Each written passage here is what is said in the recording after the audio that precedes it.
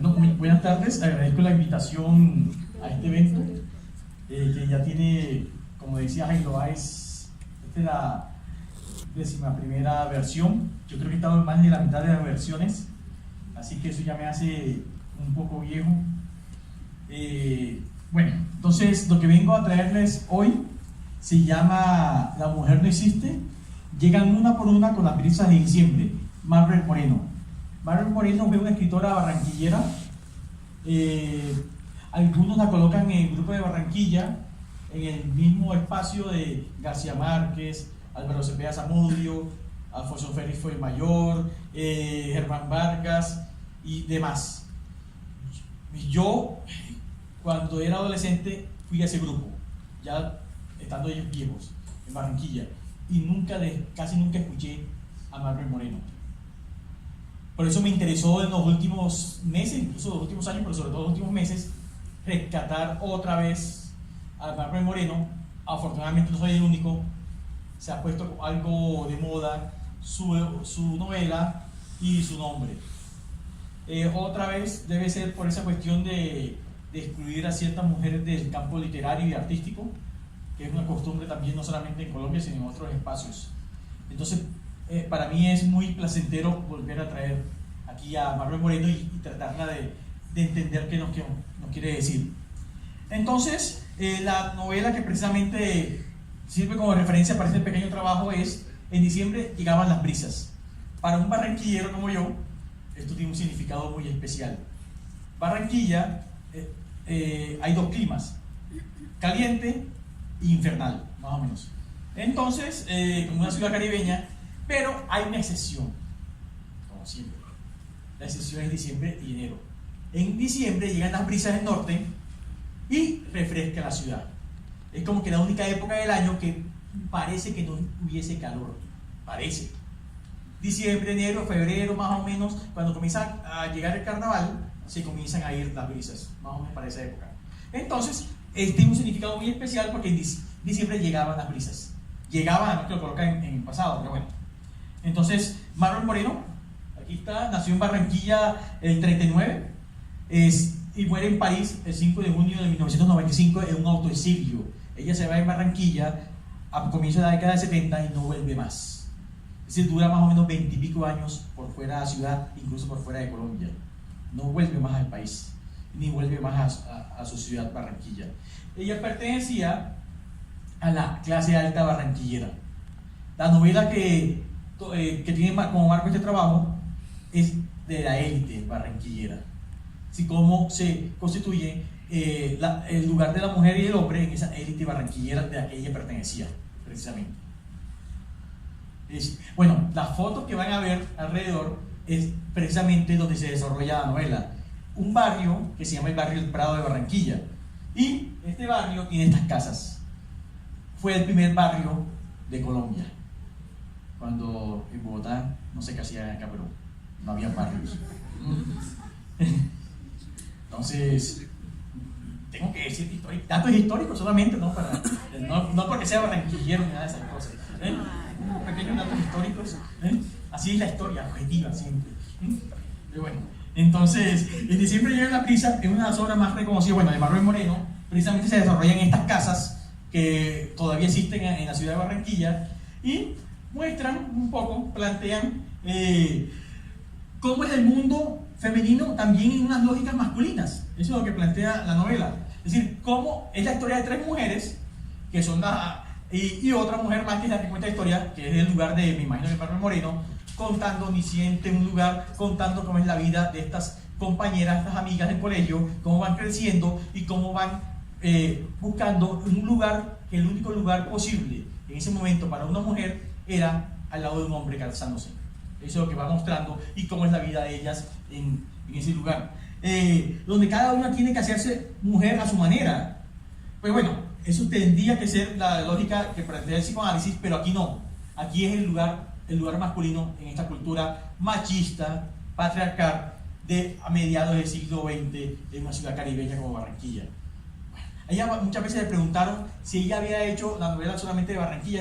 A veces decía que describía todo el Caribe mostraba cómo era el lugar de la mujer en el Caribe. Y Barranquilla podía ser un escenario posible para ella. Sigamos.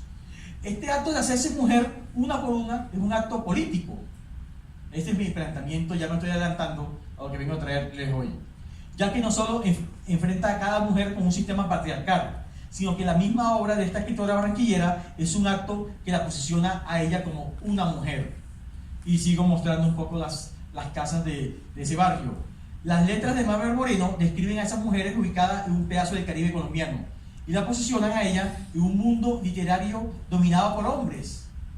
Y no solamente la novela describe un mundo dominado por hombres, sino también el mundo literario que pertenece a Marvel Moreno también era un mundo dominado por hombres. Hace un mes más o menos hubo una feria de literatura en Barranquilla, la Feria del Libro de Barranquilla, que es la primera que se hace en Barranquilla, Feria del Libro, y uno de los temas centrales era Marvel Moreno. Ese día, ese acto, había invitado a dos personas. Uno, el primer esposo de Marvel Moreno, que es un escritor bogotano que se llama Plinio Apolillio Mendoza, y invitaron a otro personaje a hablar de Marvel Moreno y hicieron una protesta muchas mujeres ese día, ¿no? Tratando de demostrar que los hombres, bueno, que ellos no podrían hablar solamente de Marvel Moreno, sino que hubieran invitado a mujeres a hablar de ella. Bueno, se formó una discusión, pero la discusión central era, no solamente era esa, es que Marvel Moreno dejó una obra sin publicar. Y estaban pidiendo que por favor se publicara esa obra. Bueno, Plinio Apolillio Mendoza dijo que él no tenía nada que ver ahí, y eran las hijas de él las que tenían que decidir sobre la obra de su madre, no él. Bueno, todavía hoy en día parece que hay luz verde para publicar esa novela. ¿Cuál es el nombre de lo que está en Las Amazonas? Sí, es el nombre de esa nueva novela que no está sin publicar todavía en Marvel Moreno. Bueno, según Mercedes Ortega González, que es una de las mayores investigadoras de Marvel Moreno, esta obra es una suerte de saga familiar que narra lo acontecido no a una sola, sino a muchas familias del Caribe, convirtiéndola en el retrato de una sociedad. La historia se centra en la vida de tres amigas, Dora, Catalina y Beatriz, narradas omniscientemente por Lina Incendares. Lina Incendares parece ser que es Marvel Moreno, entendiendo el presente de estas mujeres recurriendo al pasado, lo que ellas y sus esposos, Benito, Álvaro y Javier, han heredado ideológicamente de sus padres y madres, abuelas y abuelos. Asimismo, la obra parte de lo local y lo regional, Barranquilla y el Caribe, para representar comportamientos humanos universales, como la hipocresía y la autenticidad, el egoísmo y la solidaridad, la violencia y los afectos. Eso es lo que dice ella también. En la novela se muestran mujeres que desafían esa dominación. Esto es algo importante porque hay dos mujeres que pueden desafiar. Son vistas como brujas, como putas, como que son mujeres que ningún hombre se le puede acercar, y si se acercan es con temor, porque ellas logran romper ese lugar tradicional de las mujeres en esa novela. Una es Divina Arriaga y su hija Catalina, logrando desafiar las normas imperantes para la mujer, pero son marginadas y tachadas de libertinas e insensibles. Y también se pone un aire así como todo misterioso, donde nadie sabe a qué atenerse con ellas, con estas mujeres. En cambio, Dora y Beatriz, que son las otras dos amigas que se plantean en la novela, no pueden llevar la vida según sus propios deseos y terminan sucumbiendo, una suicidándose o alineándose, la otra en entidades estereotipadas como la esposa sumisa o la suicida. La obra, les voy a contar el final. A mí me gusta contar los finales, como los spoilers, así que, sí, yo me divierto contando finales. Entonces, ¿cómo termina la novela? La novela termina precisamente con un suicidio y con una explosión. Una de ellas termina reventando todo, algo así. Más o menos así termina la novela. ¿Por qué? Porque es la única manera, no podía más soportar ese mundo, no hay otra manera de ser, para un camino para una de ellas, y termina explotando. Más o menos así termina la novela. Se pueden leer. Al igual como lo señala la teoría psicoanalítica lacaniana, lo que quiere el hombre es que la mujer se pueda producir en masa. Es decir, la mujer no existe.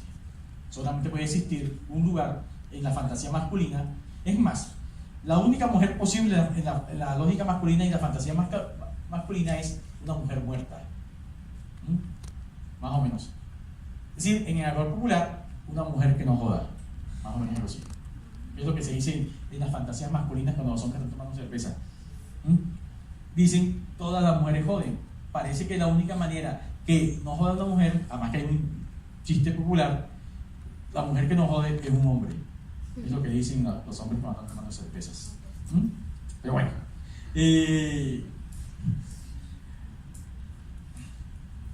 Benito, Álvaro y Javier tratan de generalizar a sus esposas, hacerlas entrar al mundo falocéntrico. Lo mismo que sus familias. Pero en la mujer no existe, hay algo que no pasa por esa generalización. Existe un no todo al goce fálico.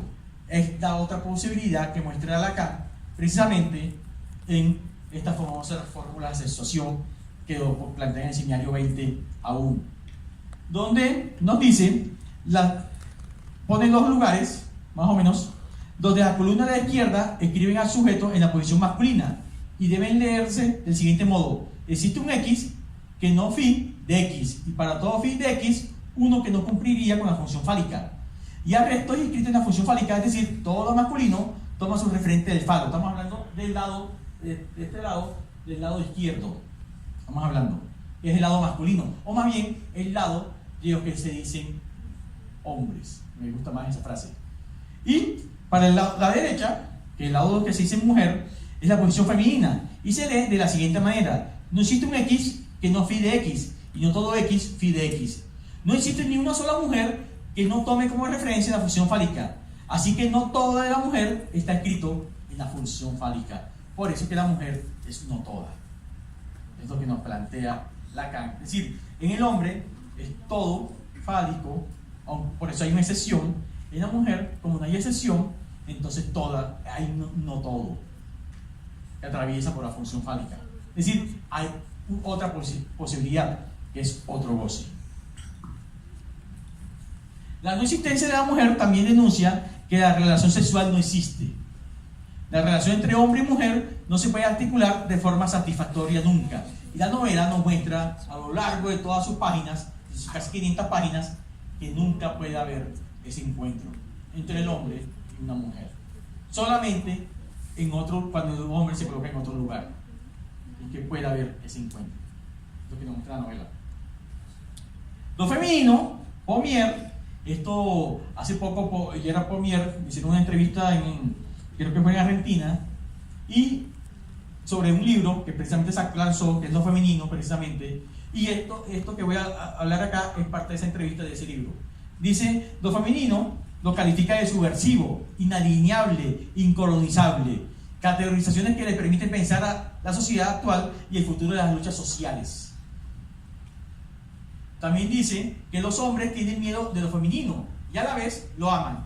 Yo planteo por qué en algunas sociedades se tapa completamente el cuerpo de la mujer. Porque para las lógicas masculinas es insoportable ese cuerpo. Entonces hay que taparlo, prácticamente desaparecerlo. Tienen miedo de la belleza de las mujeres, de su propio femenino que rechazan. Tienen miedo al orgasmo, así, al rechazar lo femenino, prefieren golpearlas o bien obligar a las mujeres a ser solamente madres. Con las madres son más tranquilos porque ellos mismos son como niños frente a lo femenino. El hecho de golpear a una mujer es para el que lo hace una manera de rechazar su propio femenino. Y por consiguiente golpear es una manera de ser masculino. En la novela hay muchas escenas donde los esposos de estas tres mujeres golpean a sus mujeres hasta un punto de casi matarlas. Hay muchas. Incluso la protagonista, que es Gina Encinares, entra incluso a defender a alguna de ellas en una escena muy violenta donde le quita la pistola al mismo hombre y le dispara, algo así. Es decir, el lugar de la mujer es un lugar de un objeto tal que donde los hombres pueden disponer de ella hasta matarlas. Es lo que plantea la novela, por lo menos el relato de Gina Encinares en esta novela. Esto da una excitación sexual, en la manera de comportarse tiene excitación. Y lo máximo de la excitación es la violación. Bueno, también hay escenas de violación en la novela. Es decir, golpeadas, maltratadas, excluidas, violadas. Ese es el lugar, bueno, para el relato que hace Marvel Moreno de todo ese escenario de Barranquilla y el Caribe, donde una mujer no puede ser única. Solamente ese lugar. Solamente, bueno, hay excepciones, pero como ya lo dije hace un rato. Pero bueno. Marvel Moreno, a través de líneas insignares, puede elaborar un saber hacer sobre las estrictas normatividades para regular la sexualidad de las mujeres, tornando sus letras en un elemento explosivo para mostrar la imagen de una Barranquilla desoladora y asfixiante, donde el ambiente apestoso de la sociedad en vía de putrefacción vence sobre el calor propio del clima de la costa colombiana, dice un investigador de Marvel Moreno. El control de la sexualidad femenina es la condición para que las élites sigan dominando. Es lo que plantea incluso algunos que han analizado la obra de Marvel Moreno. Marvel Moreno recibe en esta novela, ella que fue reina de carnaval, como Catalina, una de las mujeres de la obra, es reina de carnaval. Para que, bueno, contextualiza un poco, el carnaval de Barranquilla es primero que el carnaval más importante de Colombia y uno de los más importantes del mundo. Es conocida la ciudad por su carnaval. Marvel Moreno fue reina de ese carnaval. Entonces ella como que también puede permitirse conocer un poco cómo es, en qué lugar está una mujer de su condición en esa estructura social. Y coloca a una de sus protagonistas también como reina de carnaval. Entonces, reina de carnaval como Catalina, que tuvo una madre neurótica e inquisidora como Dora, que perteneció a la clase dominante como Beatriz. Se alejó de esos lugares para poder ser escritora y poder describir esa sociedad clasista, sexista y racista. Yo esto lo voy a llevar a Barranquilla para que me comiencen a mirar feo mis paisanos, pero bueno. Esa es una de las razones por qué no vivo en Barranquilla, pero puede ser una escritora, una mujer, más allá de ser la sombra de un hombre, una escritora más allá de un mundo literario también dominado por hombres. 2 años han pasado, no he vuelto ni creo que vuelva nunca a Barranquilla, dice. A mi alrededor nadie conoce siquiera su nombre. Cuando me preguntan cómo es, me limito a decir que está junto a un río muy cerca del mar. Así termina la obra. En diciembre llegaban las brisas. Y por último, eso es lo que quería traer un poco, así rápidamente, ¿la subversión será femenina o no será? Muchas gracias.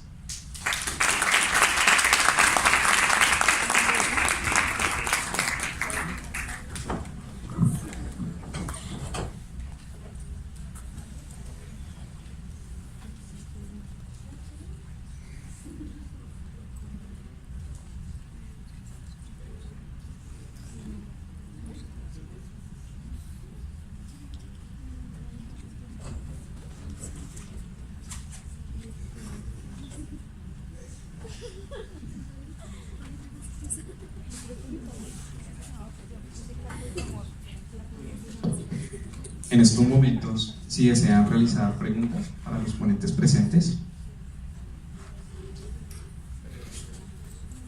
Esta es la parte donde yo hacía bastante énfasis, o sea, casi que ese, si quieren, es tienen, porque vendría a ser la parte que queríamos rescatar de todo esto, que haya realmente una escucha y una palabra que atraviese el evento y que no sea uno más, allí donde infinidad de trabajos y trabajos y trabajos y ni más, el más mínimo ni remoto significante que devuelva lo escuchado. Entonces, valdría la pena que intentáramos hacer ese ejercicio, o sea, ya hablaron ellos, ahora hablemos.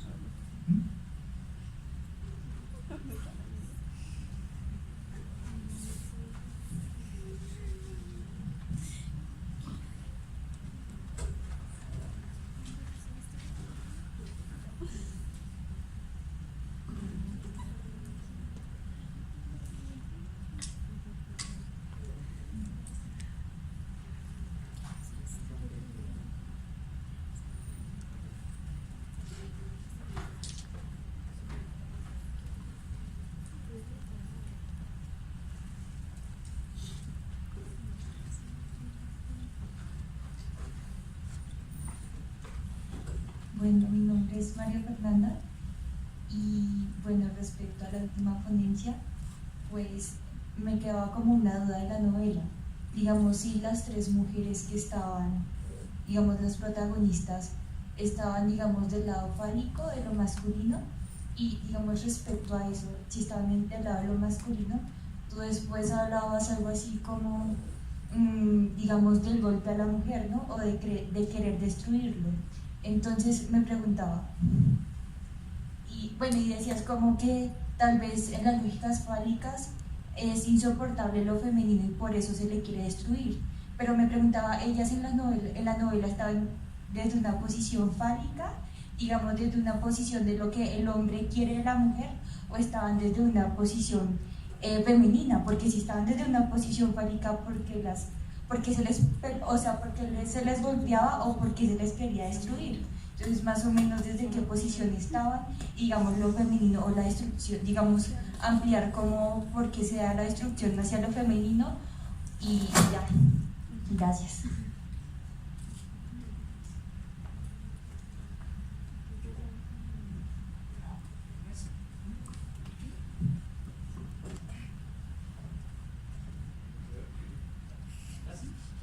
Hola. Yo creo que me escucho más así, entonces. Yo conté el final, tiene 460 y algo páginas, así que te toca leer las 440 y algo restantes. No, pero tu pregunta me hace pensar, las tres mujeres se casan, más o menos rápidamente, con hombres, bueno, de bien, ¿sabes? Como decían las abuelas, de bien de la sociedad barranquillera. Son médicos, dos son médicos precisamente, incluso un ex psiquiatra, uno de esos hombres, y el lugar más o menos es como si una vez que asumieran ese lugar de esposa pasaban a ser propiedad de los maridos. ¿Por qué las golpean? En sí no hay una razón. Es decir, una vez colocadas en ese lugar, cualquier cosa que hagan igual va a ser motivo para ser castigadas de cierta manera, porque salieron sin permiso, porque miraron más allá, porque incluso en la obra lo muestra muy bien en una de ellas, porque se atreve a ser mujer, a desear, se atreve incluso a ir más allá del deseo que estaba circunscrito solamente al deseo que diga el hombre, algo así, y por eso es violentada muchas veces. En otra hay como una pequeña revancha. Una de ellas logra, sobre todo el psiquiatra, además que lo curioso es que es el psiquiatra, logra que el psiquiatra se suicide. Llevándolo al extremo, esta mujer comienza a elaborar todo un plan porque ella sospechaba que este psiquiatra tenía tendencias homosexuales y lo lleva hasta el extremo de cometer un acto homosexual. En ese momento ese hombre se pega un tiro. Entonces hay como una pequeña revancha. Esta es la mujer que cuenta Marvel Moreno, que ella puede, incluso en la vida real, parece ser, bueno, Lina Signares, que es la que cuenta, narra toda la obra, ella se vuelve una mercader, una marchand de arte. Esta mujer que lleva a su esposo psiquiatra al suicidio es la que se dedica a comerciar con arte y se vuelve multimillonaria. Eso es lo que plantea la novela. Es decir, como que hay otra posibilidad en la que cuentan que ella puede buscarse un lugar, pero tiene que matar o hacer matar a ese hombre, algo así. Parece que no hay otra cosa. Y lo otro, como tú dices, sí, estando en esa condición fálica, ¿por qué siguen siendo golpeadas? Porque precisamente la mujer no existe en ese lugar. No sé si con eso te contesto algo de la pregunta. Yo sé que ese es tu tema predilecto, pero bueno, el lugar femenino y la mujer no existe. Pero sí sería interesante como que ahondar un poco más en la obra y mostrar qué posibilidades hace Marvel Moreno para una mujer, una por una. Porque al final lo que yo trato de plantear, más allá de la novela, es lo que trato de plantear, que Marvel Moreno sí se hace un lugar. Ella como escritora, en un mundo de hombres. Ella puede hacerse ese lugar. Es más, es de las pocas del grupo de Barranquilla que pudo ubicarse en un lugar. Claro, eso le costó muchas cosas. Se tuvo que ir del país, se tuvo que ir de Barranquilla y del país.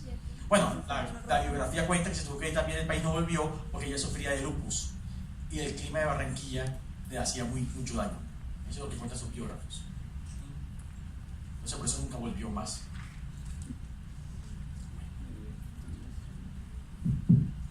Hola, buenas tardes a los ponentes y pues a todos los compañeros que se encuentran acá.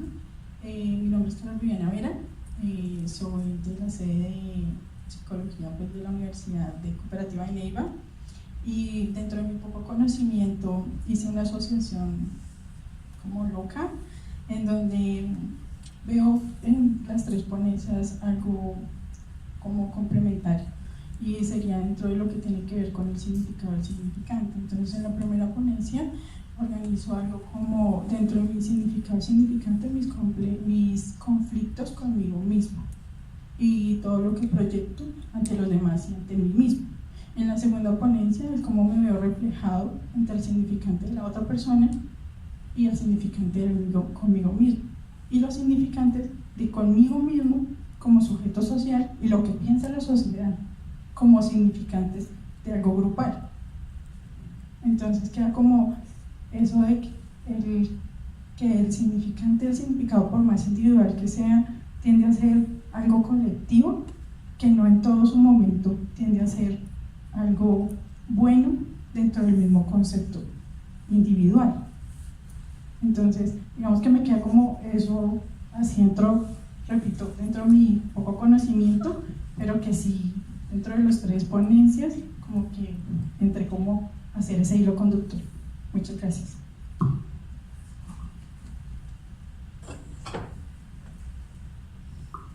Bueno, creo que sí te acercas más o menos a lo que quería plasmar. Es como la crítica a cómo ahorita es tan imperante nuevamente como el hedonismo y ese esteticismo frente a una existencia, el cómo las políticas y la economía está produciendo subjetividades en las cuales cada vez nos aliena más y por eso se rompe el lazo social. Creo que más o menos era lo que quería plasmar.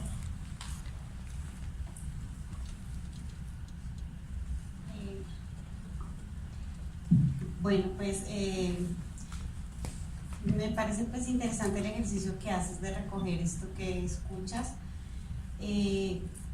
Para mí es una cuestión del significante, me quedaría ahí alojada, como en la posibilidad de ese significante cuando leemos a un otro. Lo que nos deja es una lluvia de significantes, ¿no? ¿Qué cogemos de ahí? Digamos que cogemos. Me parece. Cogemos. Estoy pensando muchas cosas, ¿no? No, tú, ¿qué pensaste? Pero sí, digamos que tiene que ver con eso, además porque es una cuestión de la sexualidad y del amor, del cuerpo. O sea, es válido y significante, claro. También cogemos, bueno, en fin.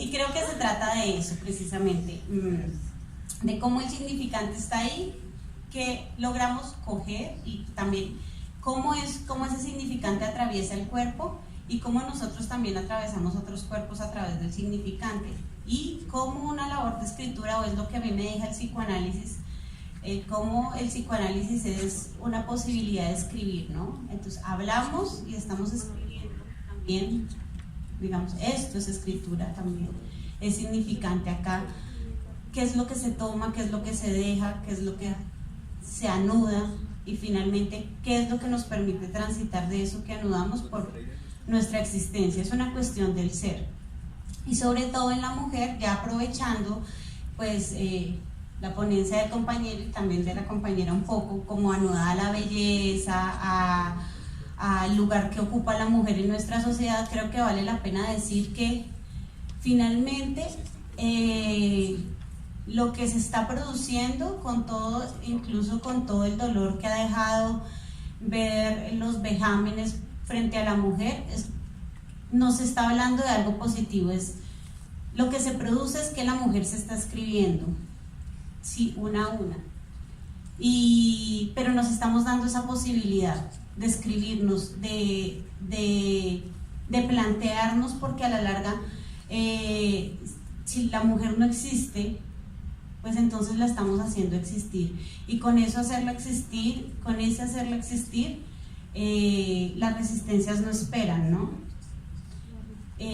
Pues ya nos las muestra aquí el compañero con su, y pues a la larga es lo que hemos visto, ¿no? Y creo que es un ejercicio de escritura, un ejercicio literario también, pero finalmente es un ejercicio del psicoanálisis y de la mujer. Para mí la escritura es femenina. No, yo lo único que puedo decir del comentario es que me hiciste pensar. Yo cuando leí esta novela, yo la leí hace poco otra vez, tenía muchos años. Además que esta novela tuvo un tiempo un poquito, era difícil de conseguir. Alfaguara la volvió a escribir hace 4 años, salió otra vez por presiones que se publicara nuevamente, se reeditara. Y cuando leía esta novela hace como 1 mes y medio más o menos, pensando en este trabajo de hoy, me llevó a mi infancia. Yo me puse a pensar, sí, yo que crecí en Barranquilla, es más, yo crecí en el barrio, al lado de ese barrio, precisamente, y yo veía esas casas, por eso las traje también hoy, porque hablar de esto también es hablar de mí mismo, de la ciudad donde yo crecí. Claro, que uno no puede hablar de algo diferente que de uno mismo. Entonces no fue casual que yo elegí a Marlon Moreno, no fue casual que eligiera esta novela, porque ella toca unos temas que a mí me interesan mucho, precisamente es lo femenino. Por eso también estaba en colación la referencia de lo femenino de Gerard Pomier, que incluso cuando me enteré que tenía ese libro, todavía no lo tengo, creo que salió hace poco, me está llegando estos días de Chile, lo mandé a traer de Chile, porque yo quiero saber qué escribió él sobre eso. Parece que lo que dice es interesante, hay que leerlo. A mí el tema femenino es un tema que me interesa mucho, y sobre todo el tema del no todo, que son las lógicas del no todo, de lo femenino, de la última propuesta de ese momento lacanianas. ¿Por qué? Porque es un tema político, que es lo que nos provoca acá. Por ahí, para mí, puede haber una posibilidad política muy fuerte. Eso del 1 por 1 puede romper unas lógicas de un capitalismo neoliberal que nos quiere a todos en el mismo lugar, en masa.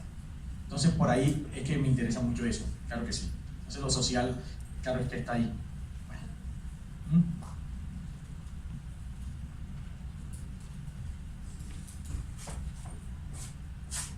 Muchas gracias, profe.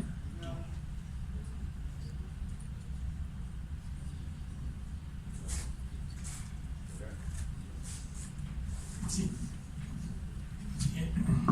Hola, ahí está. Bueno, les quiero agradecer porque fueron 3 exposiciones hermosas. Coincido que se articulan, no sé si lo hicieron a propósito, pero se articulan. En primer lugar, en el sentido que lo señalaron anteriormente. Y quería señalar otra articulación, que es la que vos decís recién, que es la política. La primera intervención ubica la época en relación al narcisismo, el cinismo, el individualismo y la debilidad del lazo social.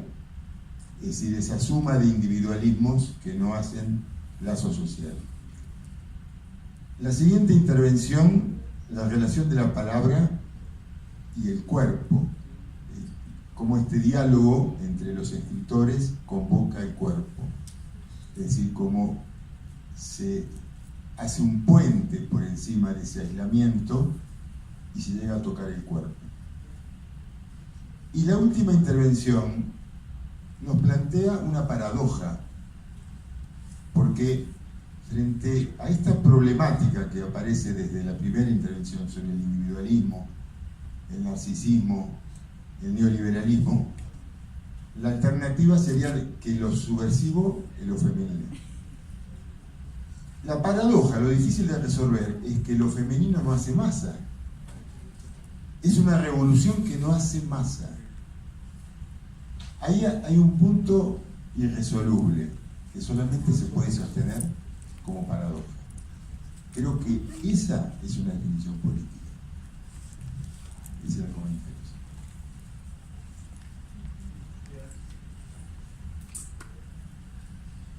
No, una cosa, de las cosas que más me tiene a mí intrigado es cómo hacer, ¿será que hay un colectivo sin masa? No sé, son preguntas que me vengo haciendo. ¿Se puede hacer un colectivo sin masificar? Que eran las preguntas desde Freud, incluso en psicología de masa, análisis del yo. Esa es una cosa que eso me ha llevado hasta estudiar matemáticas, a ver si hay un modo matemático de hacer un grupo sin que se masifique y que sea colectivo. Esas son mis preguntas. No sé si me pueden contestar algún día. Sí. Pero bueno. Pero precisamente yo creo que ese es el lugar de la literatura, ¿no? Me parece que allí encontramos una posibilidad de hacer lazo y pues desde luego creo que no puedo equivocarme, pero cómo los escritores de alguna forma nos tienen acá, incluso Freud, ¿sí? Tomando su vertiente literaria, ¿qué es lo que logra hacer sin pretender una colectivización? Uno, del pensamiento; dos, hacer movimiento social, tampoco, pero finalmente permite la emergencia de sujetos políticos que, claro, hacen mella, pienso yo, en todo un discurso.